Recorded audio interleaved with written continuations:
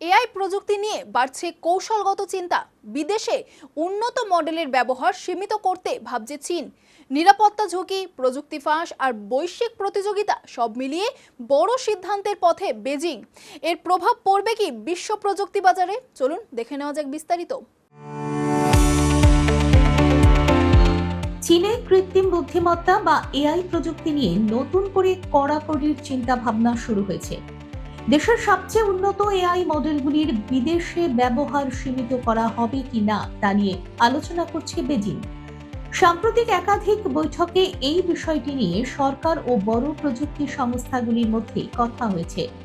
এক রিপোর্ট অনুযায়ী গত এক মাসে চীনের বাণিজ্য মন্ত্রকের নেতৃত্বে এই বৈঠকগুলি হয়। এতে অংশ নেয় national development and reform commission এবং আলিবাবা, বাইটড্যান্স ও ZAI এর মতো বড় সংস্থাগুলি। আলোচনায় উঠে এসেছে উন্নত এআই প্রযুক্তি বিদেশে গেলে তা ফাঁস বা অপব্যবহারের ঝুঁকি বাড়তে পারে। তাই এই প্রযুক্তিকে জাতীয় নিরাপত্তার আওতায় আনার কথাও ভাবা হচ্ছে।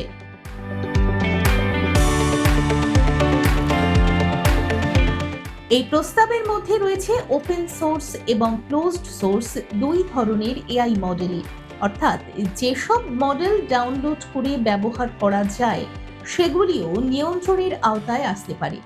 তবে ঠিক কী ধরনের নিয়ম চালু হবে বা কবে তা কার্যকর হবে সে বিষয়ে এখনো চূড়ান্ত সিদ্ধান্ত হয়নি। চীন ইতিমধ্যে এআই খাতে নিয়ন্ত্রণ বাড়ানোর দিকে এগোচ্ছে। চলতি বছরে বিদেশে বিনিয়োগ, প্রযুক্তি স্থানান্তর এবং ডেটা সুরক্ষা নিয়ে একাধিক নতুন নিয়ম আনা হয়েছে। একই সঙ্গে কিছু এআই স্টার্টআপের বিদেশে কার্যকলাপ নিয়েও তদন্ত শুরু হয়েছে।